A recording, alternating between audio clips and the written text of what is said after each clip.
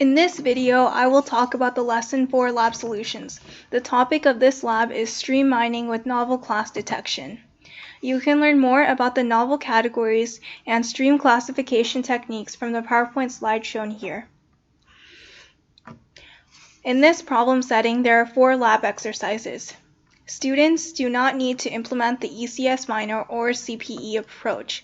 Here we mainly focus on the description of the CPE. Students can run the provided code on the server and finish the relative script by themselves. You can learn more about the corresponding approaches from the lesson. CPE is implemented through the PyTorch structure.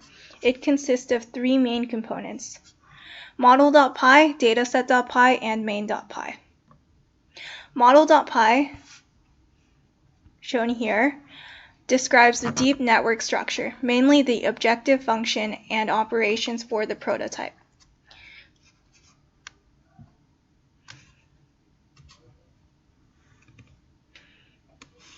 Lines 1 through 8, we first import the necessary packages for constructing the calculation function and operations.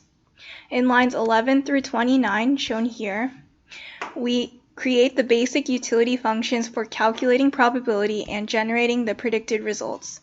In lines 32 to 162, we describe the different structures of the deep convolutional network, DenseNet. So it's shown here. We can see the different structures of the network.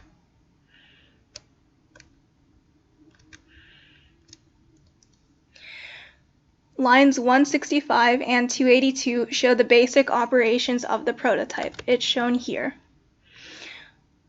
It shows the basic operations such as establish, update, and assign. So for example, here is the update operation, and here is the assign operation. Lines 285 to 356, we show the implementation of the objective loss function to optimize the network parameters and prototypes during the training step.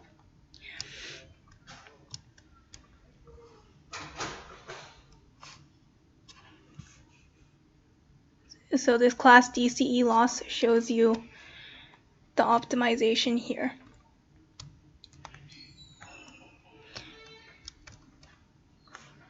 Lines 359 to 426 show the design and evaluation of the detector to filter out novel class instances. So we see it here. We are filtering out the novel instances here. The next module is dataset.py. This module describes how to read the different datasets, such as Fashion MNIST, into the predefined data loader and the setting of various parameters for them during the training set. First, in line 8, we set the training instances for the training step. The default number of instances is 5,000, but here we've set it to 6,000. Lines 10 through 37, we read the Fashion MNIST dataset into the data loader with corresponding parameter setting. So it's shown here. In lines 40 to 67, we read the CFAR 10 dataset into the data loader with corresponding parameter setting. So it's shown here.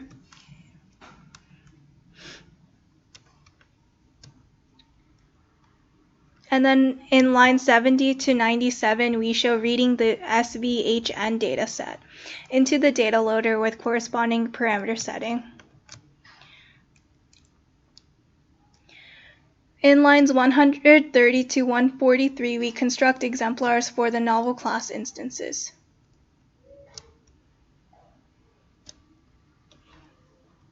So it's shown here. Your task will be to continue where we left off and try to run the dataset.py code. We will simply explain the code to you. The next module is main.py. This module shows the total working flow of the stream mining with novel class detection, including the model training, stream classification, novelty detection, and incremental learning. First, we have a method for initializing the data stream, including loading the training set and test data, deep network, and corresponding parameters. It is in the method stream shown here.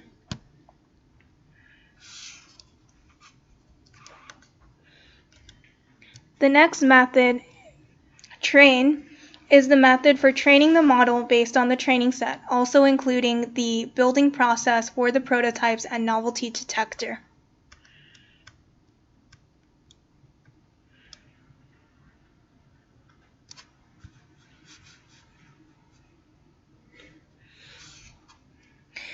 The next method is a function for testing the model on the stream instance and the relative evaluating metrics for the trained model, shown from lines 90 to 128. So this def test method, the test method is this method. The next method is to detect novel class samples and updating exemplars for incremental learning. It is shown in the stream train method. Finally, we have the main function starting from line 178 that execute the previous function of the CPE. The main method starts from line 178 and it is shown here. Your task will be to run the code.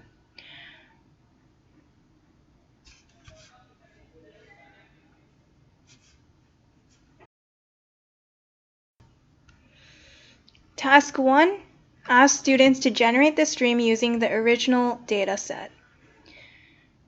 Here is the solution shown in snGeneratorStream.py. First, we read the data from its corresponding path, initialize the parameters such as init, size for training, time delay, and so on. Then we read the data, find the class distribution, and shuffle it.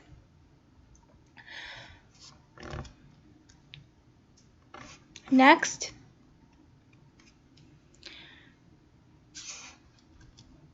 we read the defined initial class set from the user. It is shown here.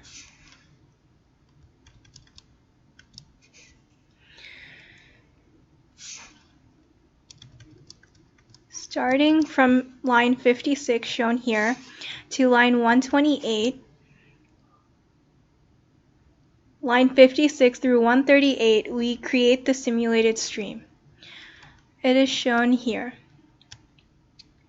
In lines 147 to 152, we plot the generated stream using the matplotlib package. So it is shown here, plot stream. This concludes the explanation for Module 4, Lesson 2.